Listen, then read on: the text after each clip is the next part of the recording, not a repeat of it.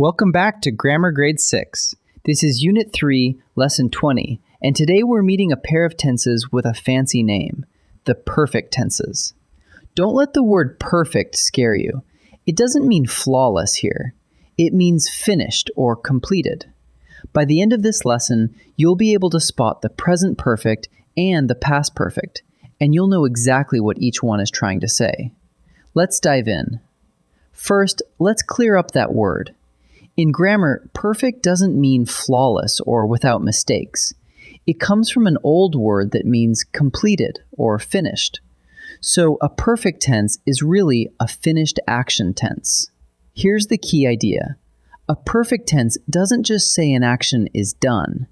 It also links that finished action to another point in time. It connects a completed action to a moment that matters. Keep those two ideas in mind. Finished and connected to a moment.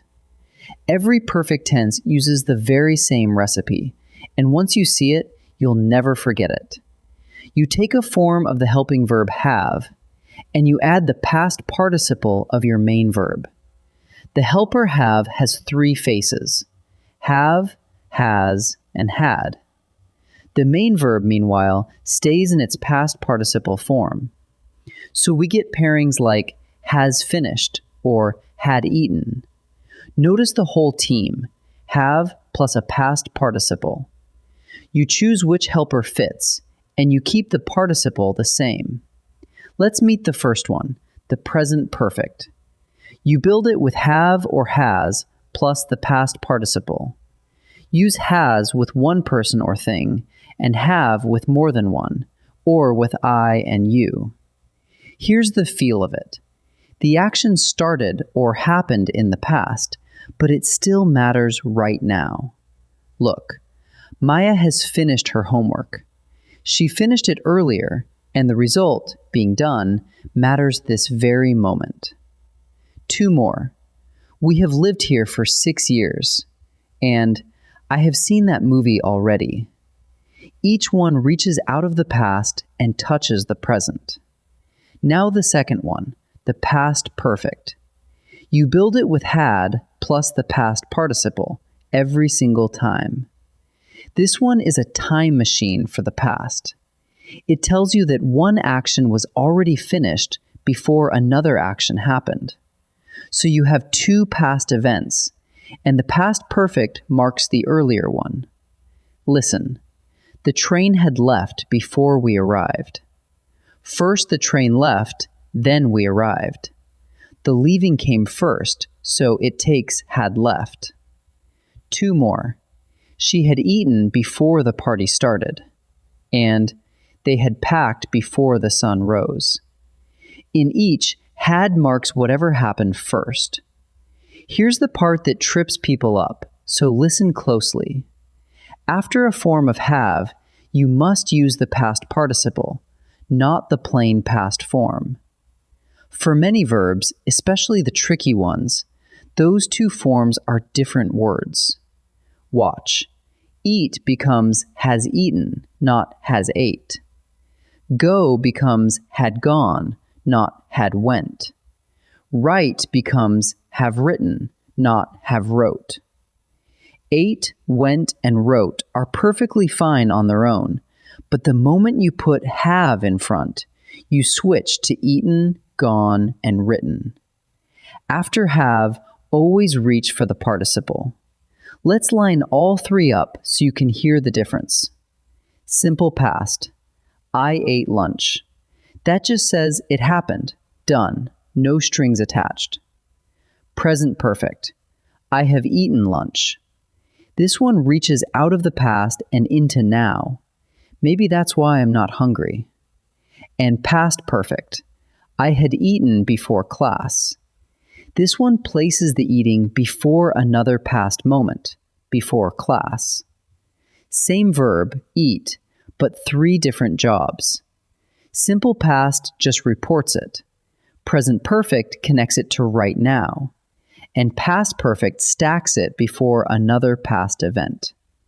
Let's boil it down to a quick check you can run on any perfect tense sentence. Step 1. If the helper is have or has plus a participle, it's the present perfect and it touches now. Step 2. If the helper is had plus a participle, it's the past perfect and it points to something that happened before another past event.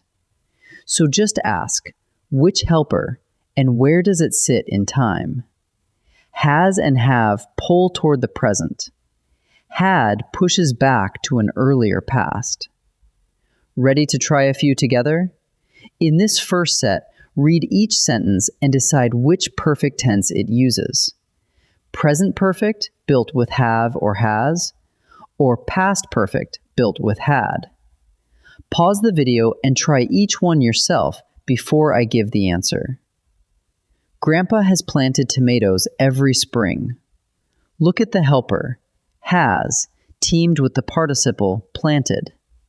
Has and have signal the present perfect, and it reaches right up to now. So the answer is present perfect. By noon, the snow had covered the whole field. The helper here is had, joined to the participle covered. Had means past perfect, and notice it's set before another past moment, by noon.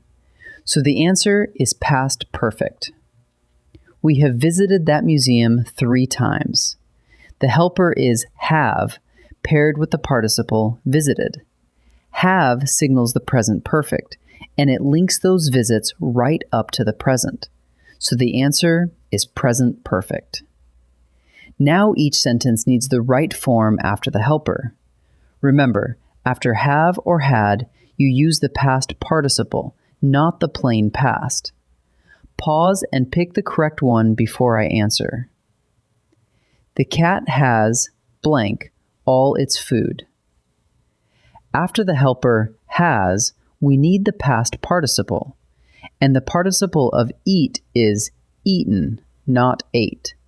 So the cat has eaten all its food. The answer is eaten. Everyone had blank home before the storm. After the helper had, we need the past participle, and the participle of go is gone, not went. So everyone had gone home before the storm. The answer is gone. I have blank a letter to my cousin. After the helper have, we need the past participle, and the participle of write is written, not wrote. So I have written a letter to my cousin. The answer is written. Let's wrap up what we learned. The perfect tenses describe finished actions, and they all follow one recipe, a form of have plus a past participle. The present perfect uses have or has, and it reaches out of the past into now. The past perfect uses had, and it marks the action that happened first, before another past moment.